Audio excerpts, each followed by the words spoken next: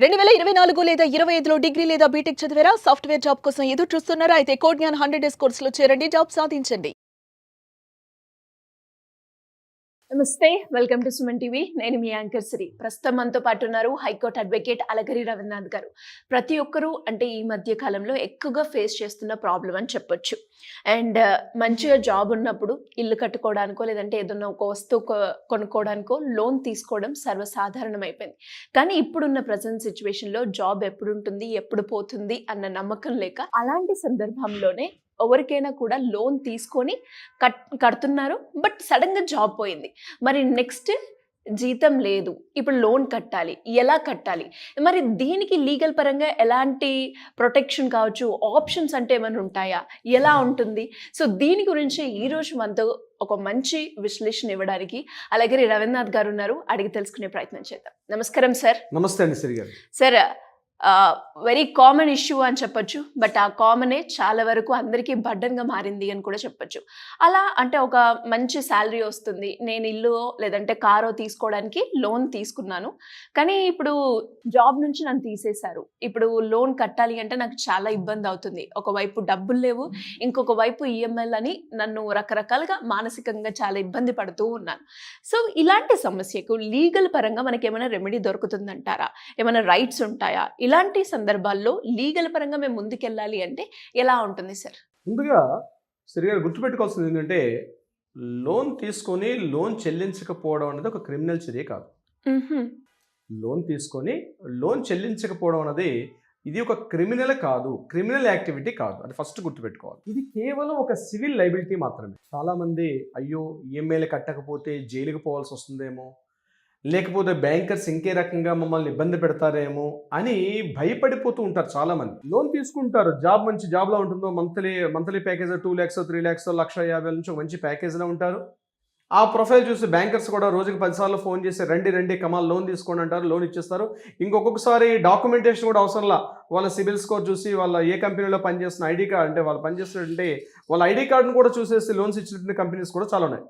అరే బాగానే ఉంది, లోన్ తీసేసుకున్నారు, ఒక వెహికల్ హౌసింగ్ లోను మీరు అన్నట్టుగా ఏదో దీనికోసం తీసుకున్న తర్వాత ఏదో జరిగి హాల్ ఆఫ్ సన్నగా కానీ ఆ యొక్క జాబ్ పోతే సంథింగ్ ఏదో క్రైసిస్ వచ్చింది, ఆయన పే చేయలేకపోతున్నాడు, రిమైనింగ్ బ్యాలెన్స్ అమౌంట్ చూస్తే అదేమో 10 years ఉంటాయి, 6 years ఉంటాయి, 7 years ఉంటాయి ఈఎంఐస్, రీపే చేసే పరిస్థితి లేదు, ఇల్లు కట్టడమే కష్టంగా ఉంది. ఎందుకు వచ్చిన అమౌంట్ ఈరోజు సగటు ఒక మిడిల్ క్లాస్ ఎంప్లాయీ పరిస్థితి ఏమిటంటే 2 లక్షల రూపాయలు తీసుకున్నవాడైనా, 1,00,000 రూపాయలు తీసుకున్న జీతగాడైనా, మంత్లీ 5 లక్షల రూపాయలు తీసుకున్నవాడైనా, అందులో మోర్ దాన్ 95% అన్నది ఏదో విధంగా ఈఎంఐలు కానీ, క్రెడిట్ కార్డులు కానీ, ఇతరత్ర ఖర్చులు కానీ, ఫుడ్ కోసం చెప్పి లగ్జరీస్ కోసం ఖర్చు పెట్టుకుంటారు.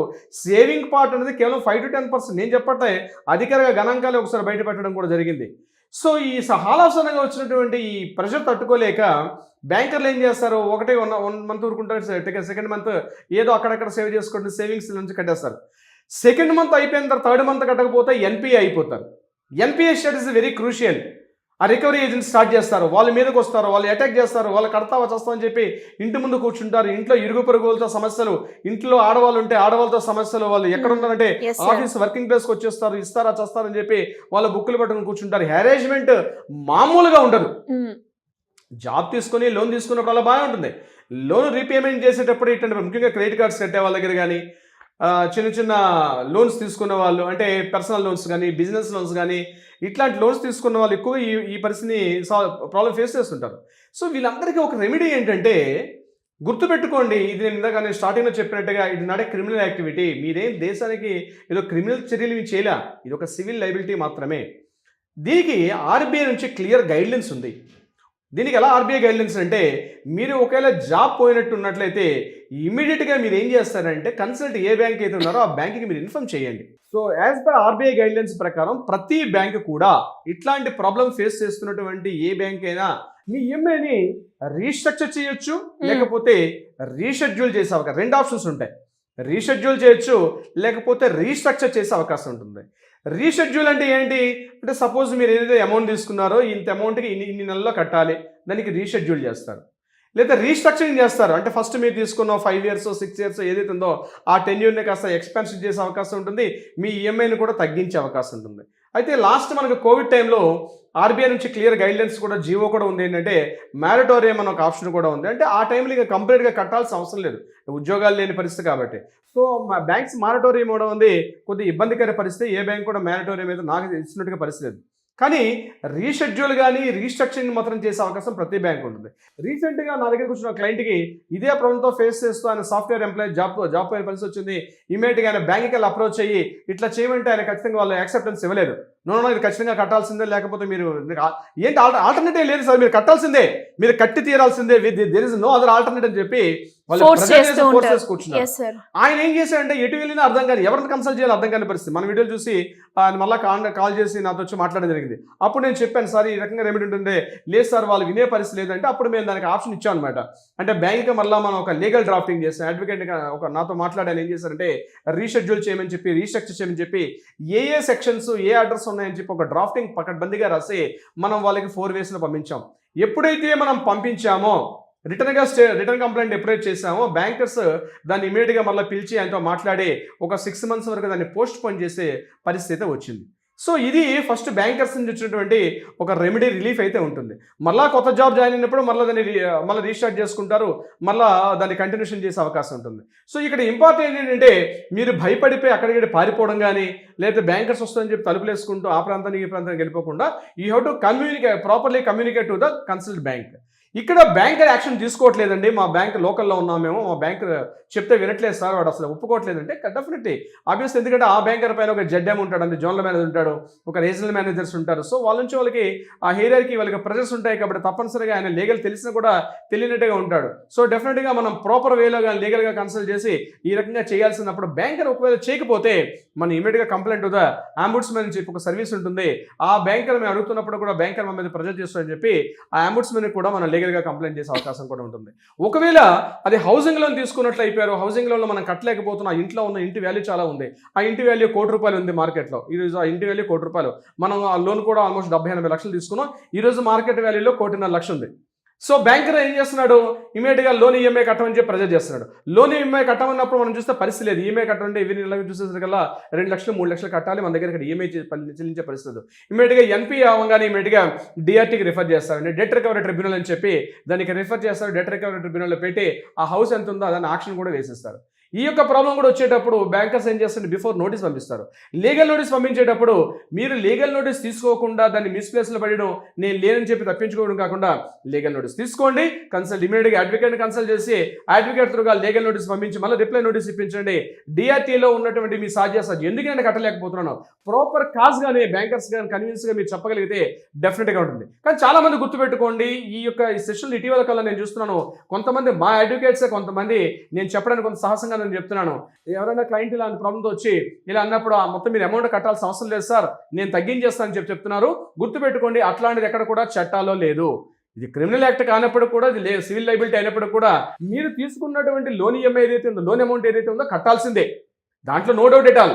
బట్ దాన్ని రీషెడ్యూల్ చేసుకోవడం, రీస్ట్రక్చరింగ్ చేసుకునేటువంటి ఆప్షన్స్ ద్వారా ఆర్బీఐ గైడ్లైన్స్ పాటించి మనం ప్రాపర్గా లీగల్గా అప్రోచ్ అయితే డెఫినెట్గా బ్యాంకర్ మీకు ఒక పాజిటివ్ వేలో మీకు రెస్పాండ్ అవుతుంది. అలా కాకుండా మీరు కానీ డిఫరెంట్గా వెళ్ళి వేరే అడ్వకేట్ చెప్పినట్టుగా అమౌంట్ అంతా మాఫీ అయిపోతుందంటే అమౌంట్ ఎప్పుడు కూడా మాఫీ కాదు, గుర్తుపెట్టుకోవాల్సిన ప్రతి ఒక్కరు.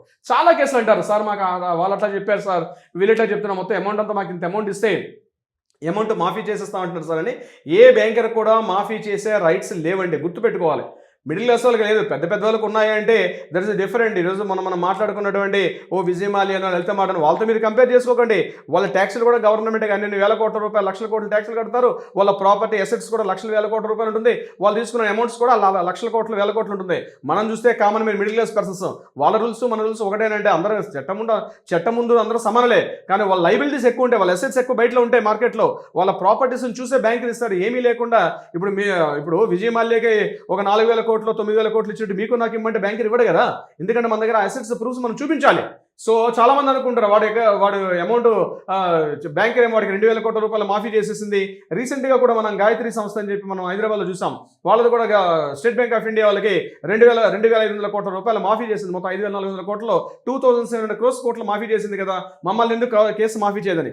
సో గుర్తుపెట్టుకోండి, అలా కేసులు మాఫీ చేసేది మీరు తీసుకున్నటువంటి అమౌంట్స్ లో ఈఎంఐలు మాఫీ చేయడం ఉండదు.